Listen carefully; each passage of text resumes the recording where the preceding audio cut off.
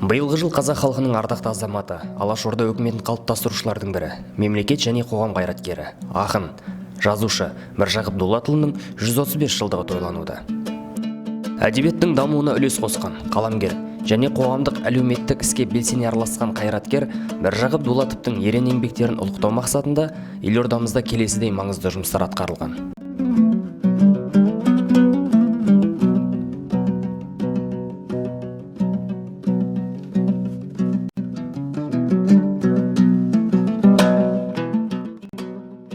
Міржақып Дулатұлы көшесі Нұр-Сұлтан қаласының Сарыарқа ауданында орналасқан.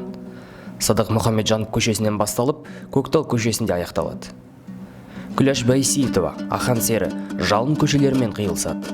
Ұзындығы 2722 метр. Халық тығыз қоныстанған Ағартушы көшесінде номері 19 орта мектеп орналасқан. Одан бөлек отбасылық саябақ бар. Алаш қайраткерінің есіміне берілген маңызды орынның бірі номері 68 мектеп-гимназиясы. Көктал шағын ауданында орналасқан еңселі оқу ордасы талай шәкірттің шамшырағын жақты. Сәулеті келіскен білім ошағына арнайы қонақ болып барғанымызда, мектеп мұғалімі Жазыбек Ештанаев мектеп тарихымен таныстыра келе, Міржақып Дулатұлының есімін ұлықтауда жасалып жатқан игі істермен таныстырды.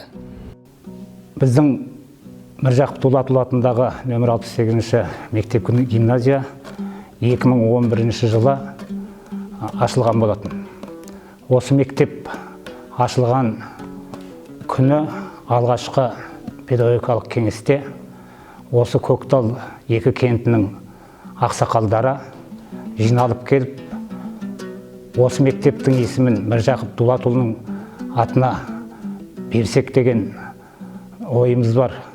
Соны сіздер қолдасаңыздар екен деп, осы ауылдың ақсақалы, Қарасай ақсақал бастап келіп өтініш білдірген еді. Сол кездегі мектеп директоры Жәкенбай Шәріп Қаңқаждайұлы осы істі қуана қабылдап, бұл жолда көптеген іс-шаралар өткізді, көптеген жұмыстар жүргізді. 2016 жылы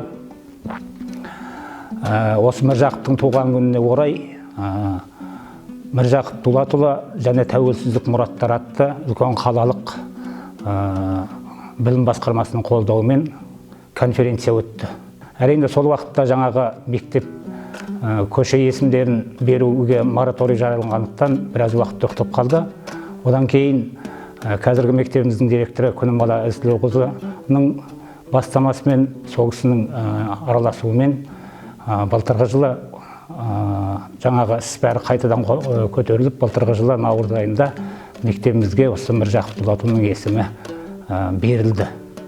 Содан бастап біздің мектеп Міржақып тану тұжырымдамасын жасап, жас ұрпақты осы Міржақып рухында тәрбиелеу жолында үлкен жұмыстары жасап келе жатыр. Қазіргі уақытта біздің мектебіміздегі жаңа Міржақып тану 3 бағыт, 3 сала бойынша жұмыс істейді. Ол жаңа бастауыш сыныптар бойынша, одан кейін жаратылыстану бағыты бойынша, одан кейін қоғамдық гуманитарлық бағыт бойынша. Міне бүгінгі таңдағы біздің жаңағы алдағы жоспарымызда қазіргі мынау карантин уақытына байланысты әрине онлайн жүріп жатыр.